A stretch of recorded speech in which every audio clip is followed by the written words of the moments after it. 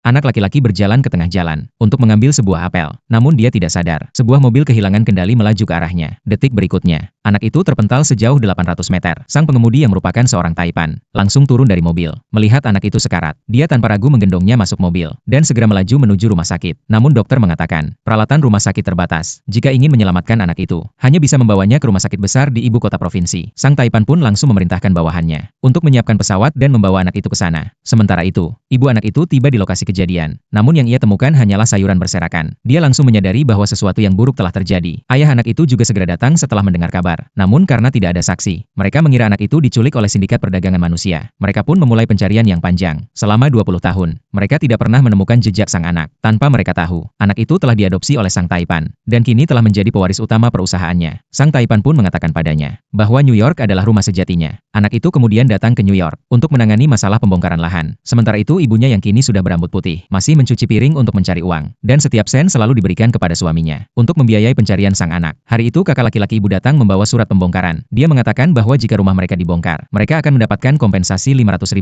Namun sang ibu langsung menolak dengan tegas, karena jika rumah itu dihancurkan, anaknya tidak akan bisa pulang lagi. Dia pun mendorong kakaknya dan buru-buru kembali. Sementara itu, anak laki-laki tersebut turun dari helikopter di New York. Bawahannya mengatakan, masih ada satu keluarga yang menolak dibongkar. Mendengar rencana pembongkaran paksa, dia langsung memutuskan untuk menangani sendiri, dan memerintahkan bawahannya untuk menunjukkan jalan. Di sisi lain, sang ibu sedang membagikan selebaran orang hilang di jalan. Melihat ada orang penting datang, dia berusaha mendekat untuk mencoba peruntungan. Namun sepupunya khawatir dia akan merusak acara penyambutan. Lalu tanpa ragu mendorongnya pergi, dan langsung memakinya. Kemudian menyuruhnya segera pulang. Dengan berat hati, sang ibu pun kembali mendorong gerobaknya ke rumah. Di saat itu, anak laki-laki itu melihat selebaran yang robek di tanah. Dia merasa anak dalam selebaran itu sangat mirip dirinya kecil. Lalu segera memerintahkan sekretarisnya untuk menyelidiki siapa penyebar selebaran itu. Saat melihat kalung pemberian ibunya yang masih dipakainya, dia memutuskan untuk terus mencari di daerah ini. Sementara itu, sang ibu kembali ke rumah dan melihat suaminya telah tiba. Dia langsung bertanya apakah ada kabar tentang anak mereka. Sang ayah berusaha menenangkannya, karena hari ini adalah ulang tahun anak mereka yang ke-24. Dia mengatakan, mungkin setelah hari ini, anak itu akan pulang dengan sendirinya. Sang ibu pun sedih namun tetap berharap. Dia menyiapkan makanan favorit anaknya dan sebuah kue besar. Tak lama kemudian, sepupu dan keluarganya datang ke rumah mereka. Orang tua anak itu pun menyambut mereka dengan ramah. Namun saat melihat makanan di meja, sepupunya langsung mengejek, karena mereka bahkan tidak mampu membeli daging. Padahal ayah anak itu telah menghabiskan seluruh tabungan. Sang ibu pun masih berniat untuk membagi kue ulang tahun kepada mereka. Namun mereka justru mencibir. Ternyata tujuan utama mereka adalah agar keluarga itu menandatangani kontrak pembongkaran. Karena jika rumah itu dihancurkan, sepupu mereka akan mendapatkan promosi jabatan. Namun sang ibu menolak dengan tegas, karena rumah itu adalah satu-satunya harapan sang anak untuk pulang. Penolakan itu membuat sepupunya marah besar.